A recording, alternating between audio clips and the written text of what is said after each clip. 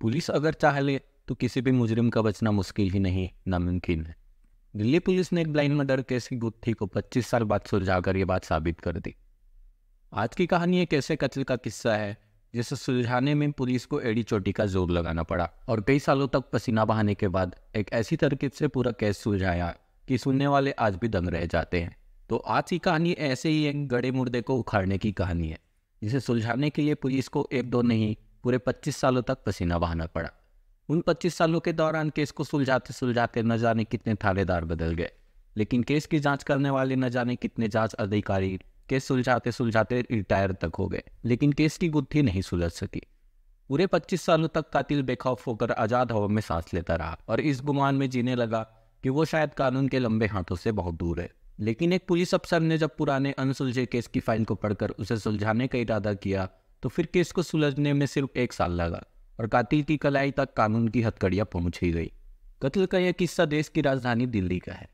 दिल्ली के ओखला इलाके के इंडस्ट्रियल एरिया में एक दंपत्ति परिवार रहता था। पति का नाम था किशन लाल और उनकी पत्नी का नाम था सुनीता। दोनों किराए के घर में साथ रहते थे। किस्से की शुरुआत होती है साल 1997 से। फरवरी 1997 में सुनीता गर्भवती थी। दोनों का ध्यान पूरी तरह से घर में आने वाले नए मेहमान पर था, मगर शायद किस्मत को कुछ और ही मंजूर था। 4 फरवरी को किशन लाल घर के बाहर गया था, लेकिन देर रात होने पर भी वो लौटकर घर नहीं आया। तभी अचानक एक शख्स उसके घर पहुंचा और सुनीता को ऐसी खबर सुनाई कि उस पर दुखों का पहाड़ टूट पड़ा। सुनीता को पता चला कि उसके पति की चाकू गोदकर हत्या कर दी गई है। किशन लाल का कत्ल ओखला इलाके में ही हुआ था। कत्ल की खबर मिलते ही पुलिस भी मौके पर जा पहुंची। घटनास्थल को पुलिस ने घेर लिया और आसपास के हालात का जायजा लिया। मौके पर किशन लाल की खून से लथपथ लाश पड़ी थी। उसे बेरहमी के साथ तेजधार हथियार से गोदा गया था। उसके जिस्म पर चाकू से गोदे जाने के कई निशान दिख रहे थे। जिस जगह पर लाश पड़ी थी वहां भी जमीन पर खून जम गया था। पुलिस ने पंचनामे की कार्रवाई करने के बाद किशन लाल की लाश को कब्जे में लेकर पोस्टमार्टम के लिए भेज दिया। पुलिस ने वहां से सबूत और सुराग जुटाने की भी कोशिश की, लेकिन पुलिस के हाथ न तो कोई सुराग लगा और न ही कोई चश्मदीद। इसके बाद पुलिस ने तुरंत इस मामले की जांच शुरू की।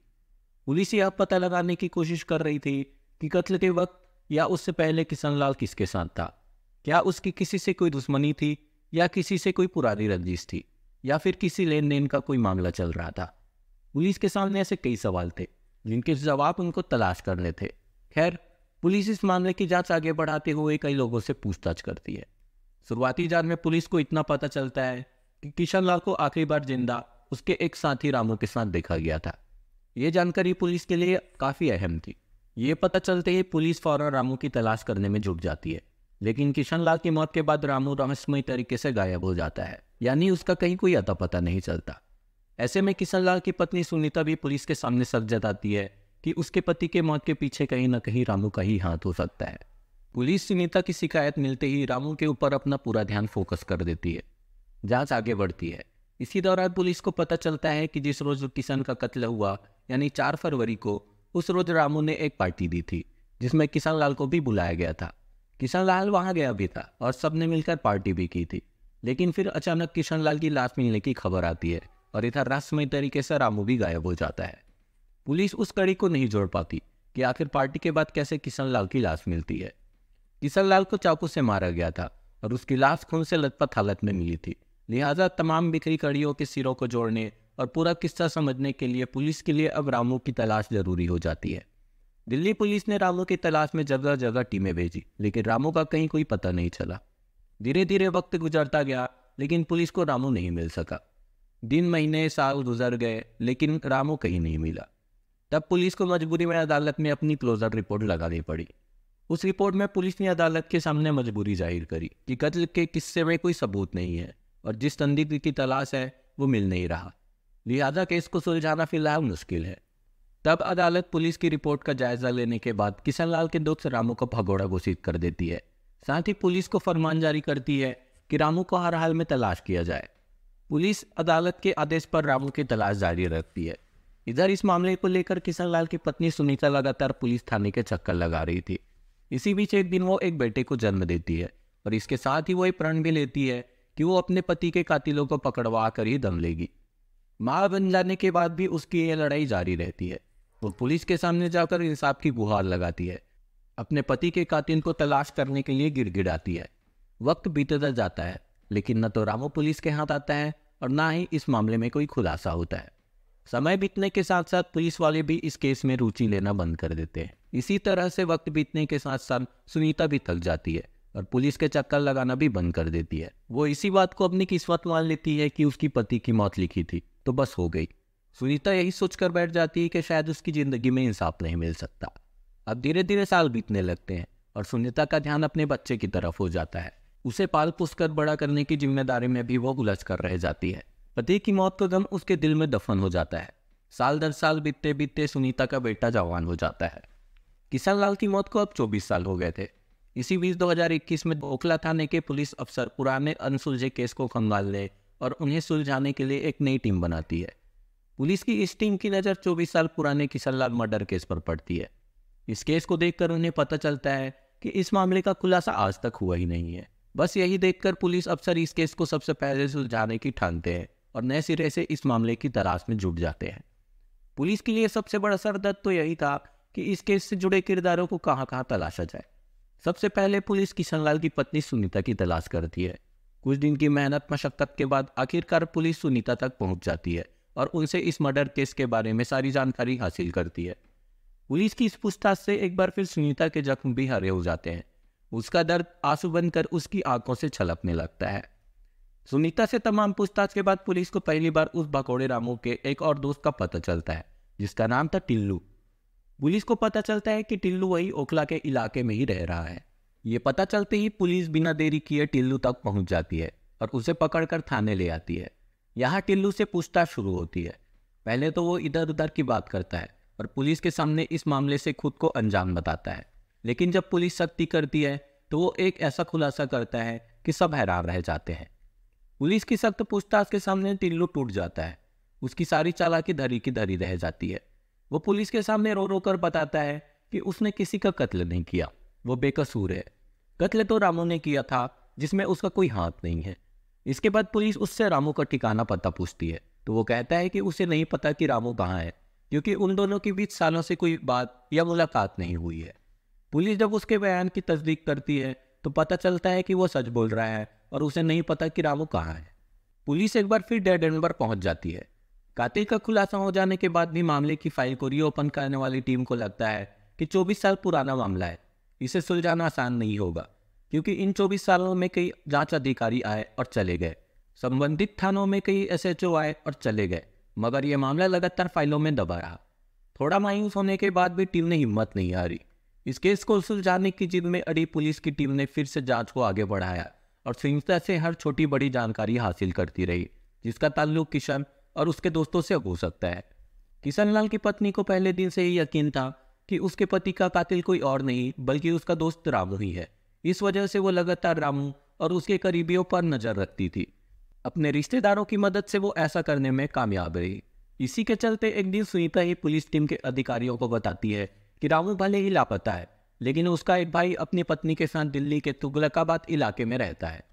सुनीता से जानकारी मिलने के बाद पुलिस की एक टीम सादे कपड़ों में दिल्ली के तुगलकाबाद इलाके में जाती है और रामू के भाई के घर की रेकी करती है। सादी वेशभूषा में पुलिस वाले वहां इसलिए जाते हैं ताकि रामू के बारे में पुख्ता सबूत, सुराग या जानकारी मिल जाए। लेकिन पुलिस जब रामू के भाई तक पहुंचती है तो एक उनको नई खबर मिलती है कि कुछ दिन पहले ही रामू की मां की एक सड़क हादसे में मृत्यु हो गई, जिस कारण उन दिनों उनके घर में गम का माहौल था। इसी हालात को देखते हुए पुलिस की टीम ने बड़ी फुर्ती से एक प्लान बनाया, जिसमें उस सड़क हादसे को शामिल किया गया जिसमें रामू की मां का देहांत हुआ था। पुलिस ने उस सड़क हादसे से जुड़ी हर एक जानकारी जुटाई, हर छोटी छोटी बात का पता किया। फिर वो इंश्योरेंस कंपनी के अधिकारी बनकर सादे कपड़ों में रामू के भाई के घर तुगलकाबाद पहुंच गए। घर वालों को भी उन पुलिस वालों पर कोई शक नहीं हुआ, क्योंकि वो बीमा कंपनी की तरफ से पूछताछ करने की बात कहते हैं। वे घर वालों को बताते हैं कि सड़क हादसे में मरने वाली आपकी मां का बीमा था, जिसका मुआवजा घर वालों को दिया जाना है, लेकिन इससे पहले इस संबंध में कुछ पूछताछ होगी और उनको कुछ सवालों के जवाब देने होंगे। मुआवजा और बीमा की बात सुनकर रामू का भाई और उसकी पत्नी खुश हो गए। अब बीमा अधिकारी बनकर आए पुलिस वाले पूछताछ शुरू करते हैं। वो नाम, पति का नाम, पता और उम्र सब पूछते हुए आगे बढ़ते हैं। वे सवालों को धीरे धीरे तसल्ली से पूछते हैं ताकि उन लोगों को शक ना हो। फिर वो मृतका के बच्चों के बारे में पूछते हैं। जिसके जवाब में रामू का भाई सब भाई बहनों के नाम बताता है, जिसमें से एक नाम रामू का भी होता है। फिर भाइयों और उनके बच्चों के नाम पूछे जाते हैं। रामू का भाई वो भी बता देता है। फिर सबके पते ठिकाने पूछे जाते हैं, तो वो सबका पता भी बता देता है, जिसमें रामू का पता भी शामिल था। रामू के पते के बारे में वो वही दिल्ली का पुराना पता ही बताता है, जहाँ से वो गायब हो चुका था। रामू का पता बताने के साथ ही उसका भाई बताता है कि वो उसका भाई तो है, लेकिन उसके बारे में उसे करीब 24 साल से कोई जानकारी नहीं है। तब पुलिस वालों को भी एक बार लगा कि वाकई उसे अपने भाई रामू के बारे में कोई जानकारी नहीं है। इसके बाद पुलिस ने उनके आस पड़ोस में भी रामू की तस्वीर दिखाकर पूछताछ की। मुखबिरों से भी पता कराया कि क्या वो अपने भाई के घर तो नहीं आता, लेकिन सब ने यही कहा कि वो नहीं आता। अब पुलिस को लगा कि शायद पुलिस से बचने के लिए ही रामू ने अपने रिश्तेदारों से भी दूरी बना ली है। अब यहाँ पुलिस एक बार फिर करीब करीब डेड एंड पर ही खड़ी थी, लेकिन इसके बावजूद वो मुखबिरी करना बंद नहीं कर दे। पुलिस इसी उधेड़-बुन में उलझी थी कि कैसे रामू का पता किया जाए। इसी बीच रामू के भाई ने सबके बारे में बताते हुए रामू के बेटे का भी जिक्र किया। उसने पुलिस को बताया कि रामू का बेटा लखनऊ में रहता है। ये सुनते ही बीमा अधिकारी बने पुलिस वालों ने उसका पूरा नाम पता पूछा। रामू के भाई ने तुरंत पता बता दिया। रामू के बेटे का नाम और पता जान लेने के बाद पुलिस वाले उसकी तलाश और उसके बारे में पता लगाने में जुट गए। पुलिस वाले इस बात से वाकिफ थे कि आजकल की जनरेशन सोशल मीडिया पर बहुत एक्टिव रहती है, इसलिए पुलिस सोशल मीडिया पर रामू के बेटे की तलाश करती है। बड़ी तलाश के बाद पुलिस को आखिरकार रामू का बेटा फेसबुक पर नजर आ ही जाता है। इधर उसी फेसबुक से ही पुलिस को यह भी पता चलता है कि किशन लाल की पत्नी भी फेसबुक पर एक्टिव है।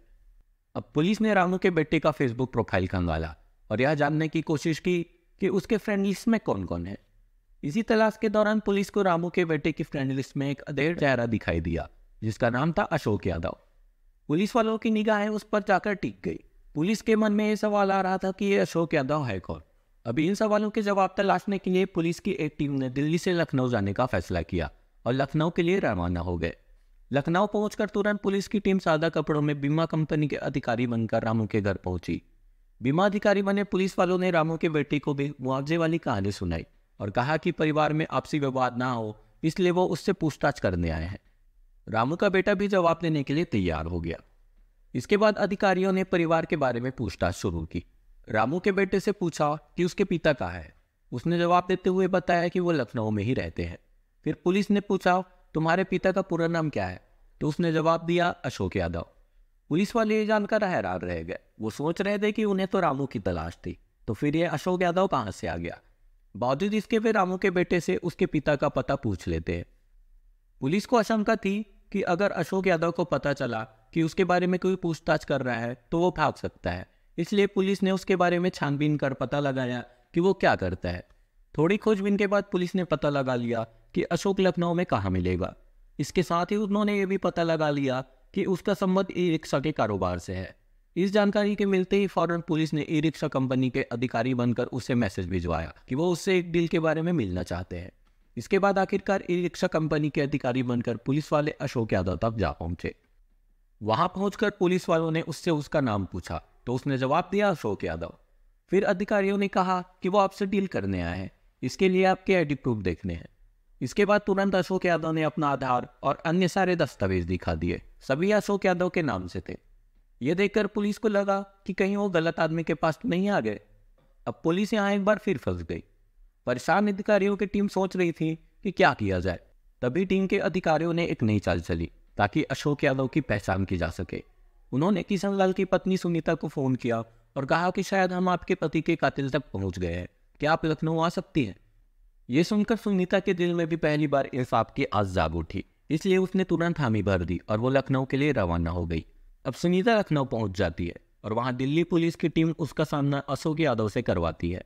सुनीता किसी भूत की तरह उस आदमी को देखते रहती है और चंद लम्हे रुक रुक कर कहती है कि यही वो शख्स है जिसने 25 साल पहले उसका घर उजाड़ा था। यह कहकर सुनीता वहीं बेहोश होकर गिर जाती है। दिल्ली पुलिस की विशेष टीम अपने मकसद में कामयाब हो जाती है। 24 साल पहले कत्ल की वारदात को अंजाम देने वाला कातिल पुलिस के सामने मौजूद था। पुलिस फौरन उसे गिरफ्तार कर लेती है। अशोक यादव उर्फ रामू ने शायद कभी ख्वाब में भी नहीं सोचा होगा कि वो एक दिन ऐसे पकड़ा जाएगा। इसके बाद पुलिस की टीम सारी औपचारिकताएं पूरी करने के बाद रामू और सुनीता को लेकर वापस दिल्ली लौट आती है। अब दिल्ली में अशोक यादव उर्फ रामू को पुलिस पूछताछ के लिए थाने ले जाती है। उससे सवाल जवाब का सिलसिला शुरू होता है। पूछताछ के दौरान रामू खुलासा करता है कि 4 फरवरी 1997 को उसने ही किशन लाल का कत्ल किया था। कत्ल की वजह पूछने पर रामू बताता है कि उस वक्त उसका हाथ बहुत तंग था। उसे पैसे की सख्त जरूरत थी, लेकिन पैसों का इंतजाम नहीं हो पा रहा था। तभी उसे पता चला कि किशन लाल को कहीं से मोटी रकम मिली है। इस बात की तस्दीक करने के बाद उसने एक पार्टी रखी और किशन लाल को वहां बुलाया। उसे शराब पिलाई और फिर उन्हीं पैसों की लालच में आकर उसने किशन लाल का कत्ल कर दिया। इसके बाद वो वहां से फरार हो गया। फरारी के दौरान रामू यहाँ वहां भटकता रहा। उसे पता था कि पुलिस उसे कभी भी पकड़ सकती है, इसलिए उसने अपने तमाम रिश्तेदारों से अपना नाता तोड़ लिया। यहाँ तक कि उसने दिल्ली की तरफ जाना भी बंद कर दिया। फिर वो अलग अलग तरीके से रास्ते बदल बदल कर लखनऊ जा पहुंचा। वहां जाकर उसने अपना नया पहचान और नाम बनाया। इसके बाद उसने अशोक यादव के नाम से ही सारे सरकारी दस्तावेज बनवा लिए और लखनऊ में ही बस गया। कुछ समय बाद उसने अपनी पत्नी को भी लखनऊ बुला लिया और रामू नाम को हमेशा के लिए दफन कर दिया। मगर कहते हैं कि कानून के हाथ बहुत लंबे होते हैं। कातिल चाहे कितना भी शातिर हो, एक दिन वो सलाखों के पीछे पहुंच ही जाता है, और इस मामले में भी ऐसा ही हुआ। पुलिस की स्पेशल टीम ने जिस तरह से इस 25 साल पुराने ब्लाइंड मर्डर केस को रीओपन किया और इसमें जिस तरह से एक्शन लिया, वो भी काबिले तारीफ है। तो ये थी आज की पूरी कहानी। आशा करता हूँ आपको कहानी पसंद आई होगी। मिलते हैं अगली कहानी में। जय श्री राम।